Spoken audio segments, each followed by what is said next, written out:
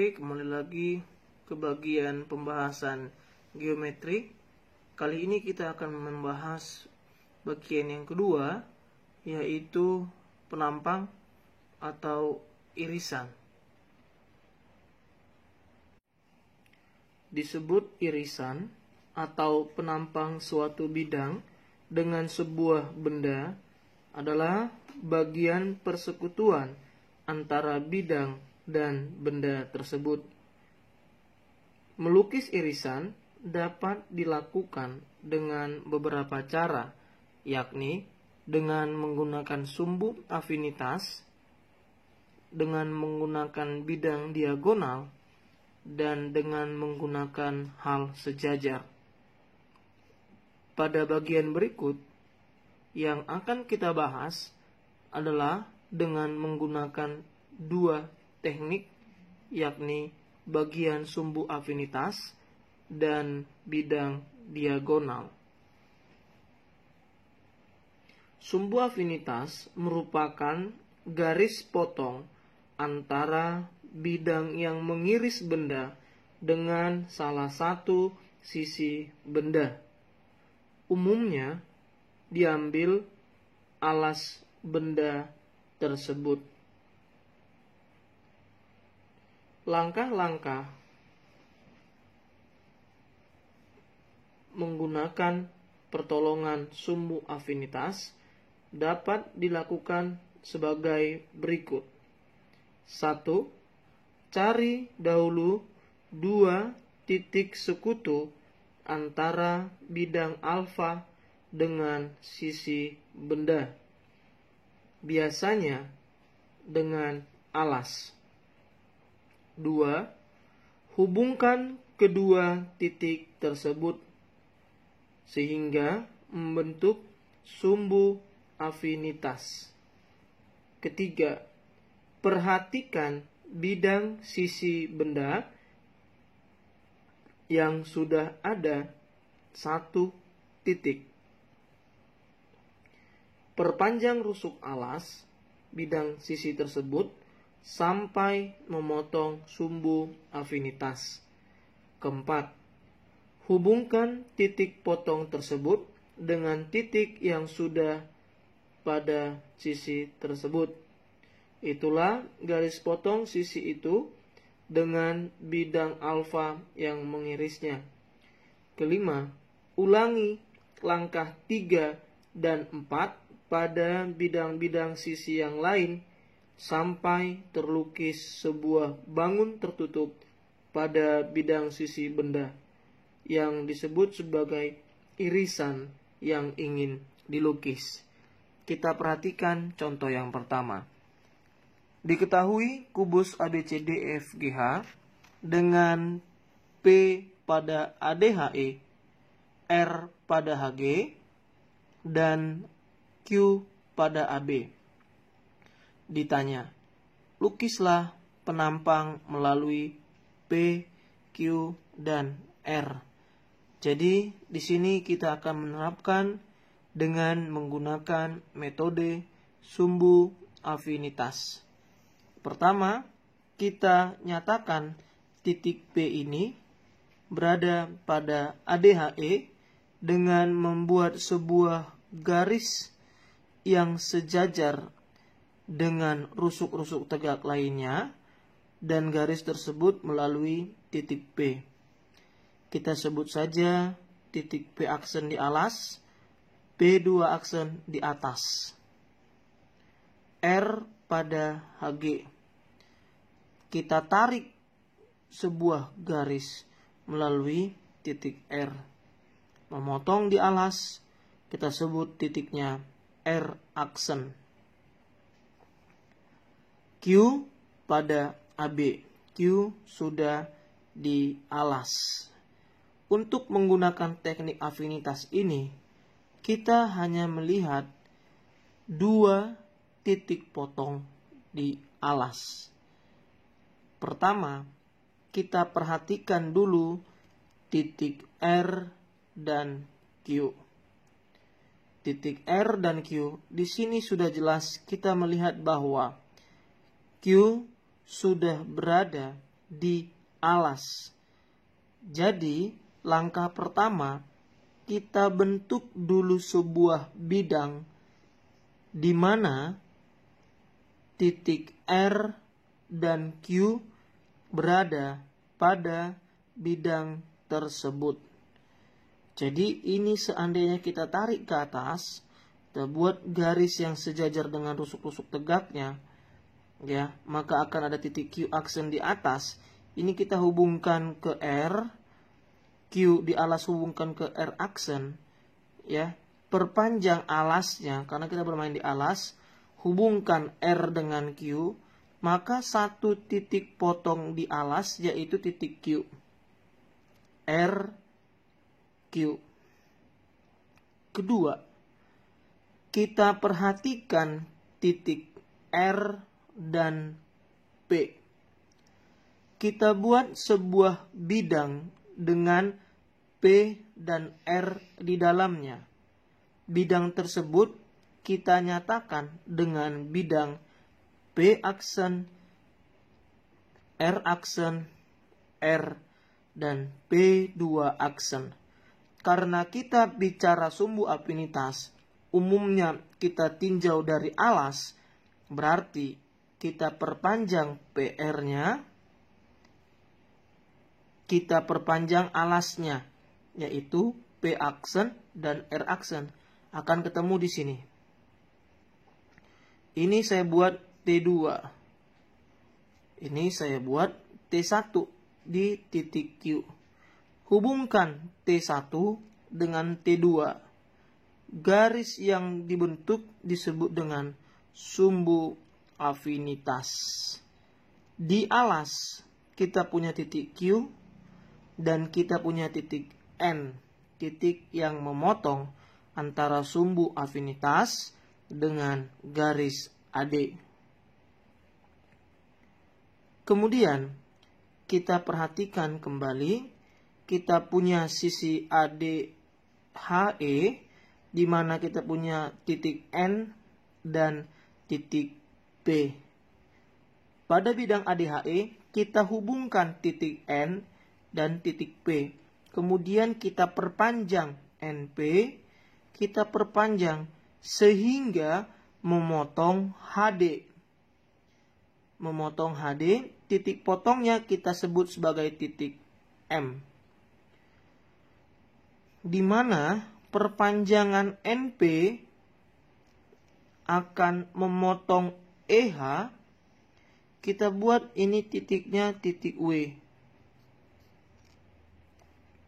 Titik W dan R sama-sama berada di atas ya, di atas. Jadi ini kita tarik saja W dengan R. Kita tarik, kita hubungkan WR ya, sehingga WR yang sama-sama di atas akan memotong garis FG di atas ya. Nah, titik potong antara garis WR di atas dengan FG kita sebut titik S. Nah, kamu bisa menghubungkan N, M, M, R, R, S. Oke.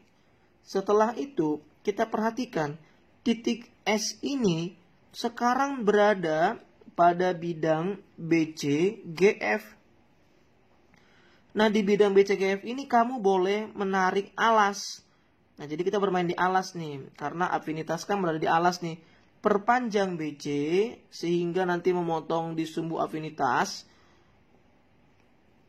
Perpotongannya ini kamu hubungkan ke titik S. Hubungkan ke titik S, maka akan memotong BF. Memotong BF di K. Ya. Jadi sekarang kita bisa lihat K ini berada pada bidang BCGF dan pada bidang ABEF.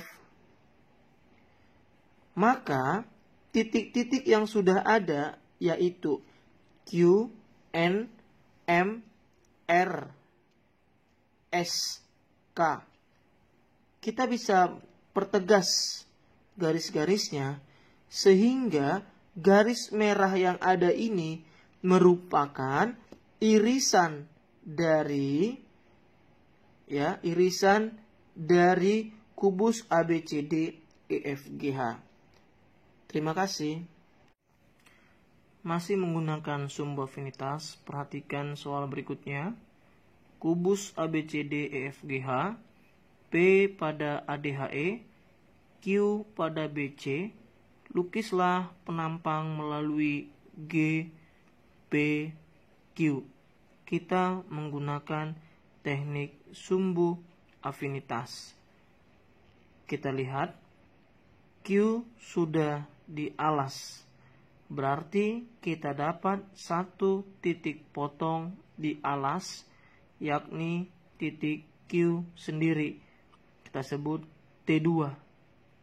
Berarti kita tinggal membentuk sebuah bidang di mana G dan P berada. Kita perhatikan P. Titik P pada ADHE. Maka kita harus menyatakan sebuah garis melalui titik P dan sejajar dengan rusuk-rusuk tegak lainnya, yakni P1, P2. Sehingga kita dapat menyimpulkan bahwa garis PG berada pada bidang P1, C, G, P2. Hubungkan G ke P. Hubungkan C ke P1. Perpanjang CP1 pada alas. Perpanjang GP sehingga GP dan P1C akan berpotongan di alas di titik T1. Hubungkan T1 dan T2. Sehingga garis T1 T2 kita sebut dengan sumbu afinitas. T1 T2 memotong alas ABCD di titik Q dan titik M. Hubungkan M dengan P di bidang ADHE. Hubungkan M dan P dan perpanjang garis MP memotong HD di titik N. Maka kita sudah mendapat dua titik, yaitu titik M dan N. Hubungkan N ke G di bidang CDHG. Hubungkan G ke Q. Sehingga penampang yang dimaksud adalah bidang M, Q, G, N. Oke. Semoga dapat dipahami. Yang kedua, kita menggunakan teknik bidang diagonal.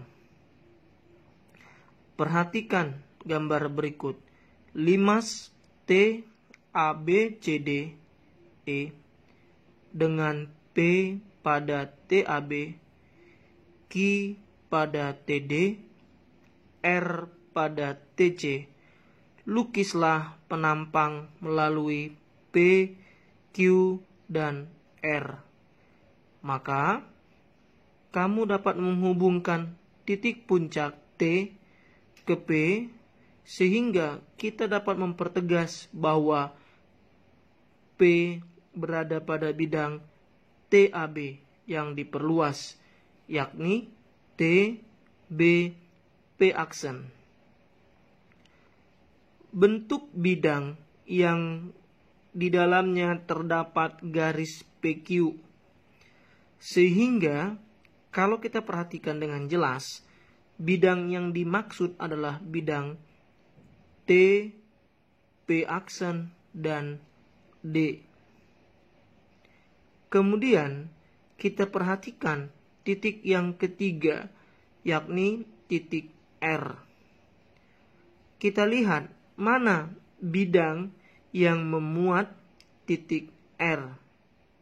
Dan bidang tersebut nantinya akan berpotongan dengan bidang dasar, yakni T P aksen D tadi. Kalau kita perhatikan, bidang yang memuat titik R dan berpotongan dengan bidang dasar, yaitu bidang T C E. Di alas, kita bisa melihat bahwa TP aksen D dengan TCE, ya, TCE akan memotong di sini. Kita buat ini titiknya titik M. Tarik titik M ke puncak. Garis TM dengan garis PQ, ya, perhatikan TM dan PQ akan memiliki satu titik potong. Kita andaikan ini titik N. Di N. Berarti titik N dan titik R sama-sama terletak pada bidang TCE. Kita dapat menghubungkan R ke N. Perpanjang RN sehingga memotong TE di L. Maka untuk garis TE kita dapat satu titik potong, yaitu titik L. Kedua, ya, kita masih memperhatikan bidang dasar, yakni T P aksen D. Sekarang bidang kedua yang berpotongan dengan TP aksen D dan memuat titik L, yakni bidang T B E. Lihat BE dan P aksen D di alas. Kita andaikan ini titik W. Titik W tarik, hubungkan ke titik tinggi. Maka garis PQ dan garis, ya, potong garis TW akan memiliki titik potong di titik O. Jadi titik O ini dan titik L sama-sama terletak pada bidang T B E. Kita dapat menghubungkan L dan O. Hubungkan L dan O, perpanjang sehingga memotong garis TB di S. S ini terletak di bidang T P aksen B, di mana P-nya berada di garis TP aksen. Hubungkan P dan S karena terletak pada bidang yang sama, sehingga memotong garis TA di K. Maka setiap rusuk-rusuk tegak pada limas ini sudah memiliki titik-titik yang akan kita hubungkan, yaitu titik S, titik K, titik L, titik Q, dan titik R. Titik K, L, Q, R, S tersebut itulah yang dimaksud dengan bidang iris atau bidang penampang melalui P, Q, R, S. Jadi, ketika bicara bidang diagonal, kamu harus menentukan bidang dasar dan bidang yang lain, sehingga bidang dasar dan bidang yang lain tersebut memiliki titik potong di alas dan dapat dihubungkan dengan titik lainnya, sehingga kita dapat menembus atau memperoleh satu titik lain pada rusuk yang lainnya. Keunggulan bidang diagonal yakni kita tidak memerlukan media yang cukup banyak. Sedangkan sumbu afinitas memerlukan bidang yang cukup luas untuk mempertegas dan memperpanjang sumbu afinitasnya. Demikian perbedaan antara bidang diagonal dan sumbu afinitas. Kamu dapat memilih salah satu di antaranya yang menurut kamu lebih mudah untuk dipahami. Terima kasih, semoga bermanfaat. Kita sudah selesai membahas soal nomor 1. Kita lanjutkan soal nomor 2. Soal nomor 2, diketahui prisma ABCDEF, P pada AB, Q pada BE. Lukislah penampang melalui DP dan sejajar dengan QF. Maka, ketika model soalnya terdapat sejajar seperti ini, kita harus perhatikan dulu definisi sejajar itu. Ketika bicara sejajar, maka dua garis dikatakan sejajar jika garis-garis tersebut terletak pada satu bidang yang sama.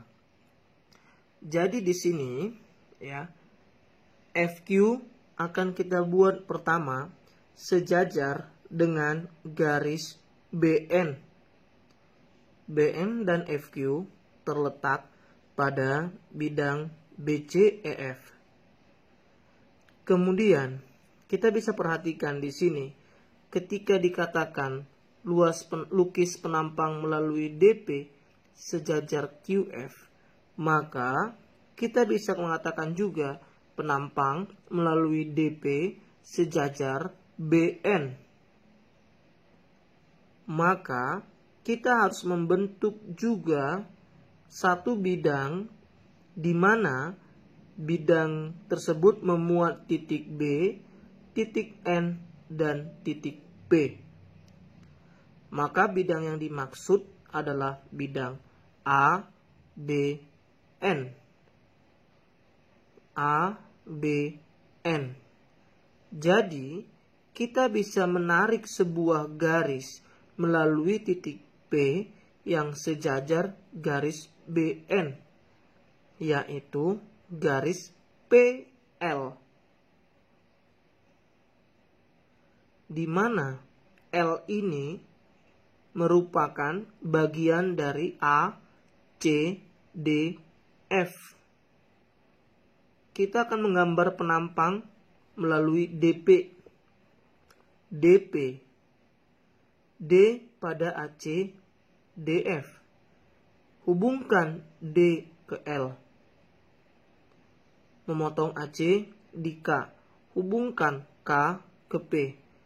Maka penampang yang dimaksud adalah bidang K, P, D. Oke, kita lanjut soal nomor 3. Kubus ABCDEFGH, di mana P di EH, K di AB, L di AE. Lukislah penampang melalui P sejajar CK dan BL. Perhatikan CK di alas ABCD sejajar dengan AS, AS sejajar dengan EW, EW sejajar dengan PK1, sehingga PK1 sejajar dengan CK. Kalau kita lihat secara umum, bidang EFGH sejajar dengan bidang ABCD, sehingga benarlah PK1 sejajar dengan CK. Jadi PK1 kita sudah dapat sebuah garis di atas. Kemudian kita perhatikan garis BL. BL sejajar dengan, kita buat aja di sini CM.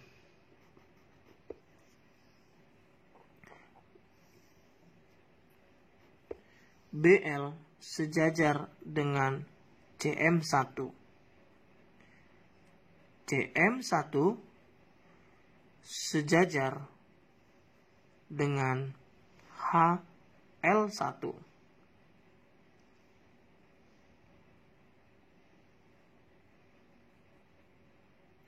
HL1 sejajar dengan PN.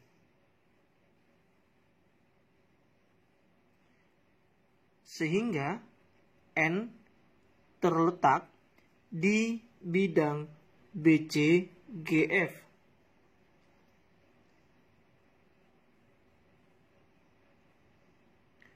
Kemudian di sini kita bisa memperpanjang PK1 pada bidang EFGH, kemudian kita perpanjang GF, maka akan memotong di T1.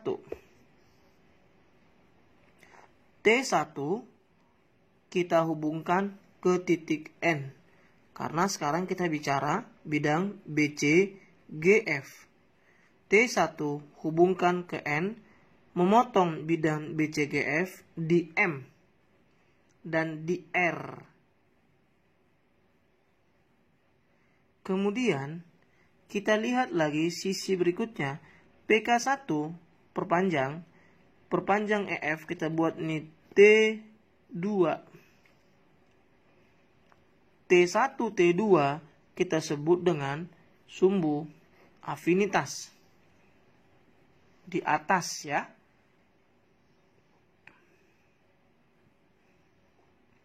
Sekarang kita perhatikan PK1 M R ya. Kemudian di sini kita akan hubungkan yang namanya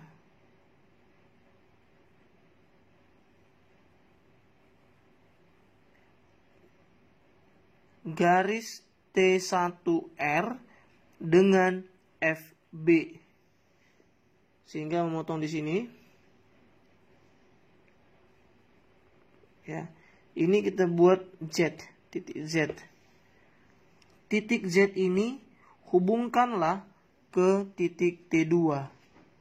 Sehingga T2Z akan memotong bidang ABEF di S dan di L.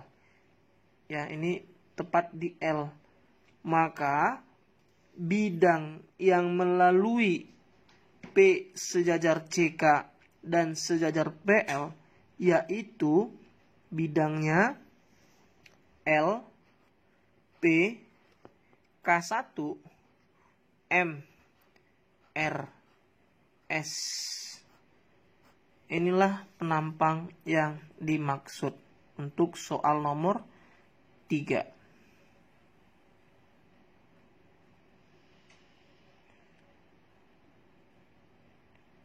Jadi untuk hal sejajar ini, ketika misalkan kita punya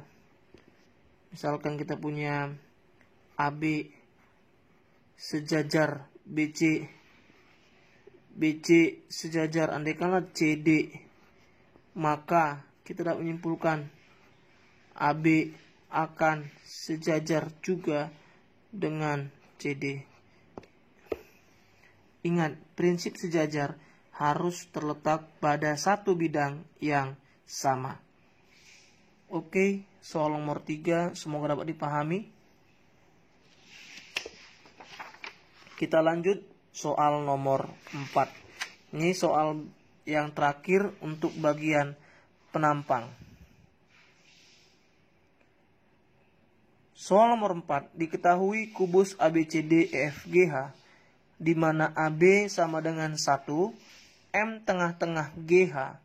Lukis penampang melalui BDM serta hitung luasnya. Ini langsung saja tarik D ke M karena DM terletak pada bidang yang sama CDHG. Tarik ke atas, kita buat ini titik T ya. Titik T. Kemudian DM hubungkan, perpanjang ke atas, CG perpanjang ketemu di titik T hubungkan ke B. Sehingga ya perbandingannya sama, MG perbandingannya sama dengan NG. Sama-sama setengahnya dari GH dan FG.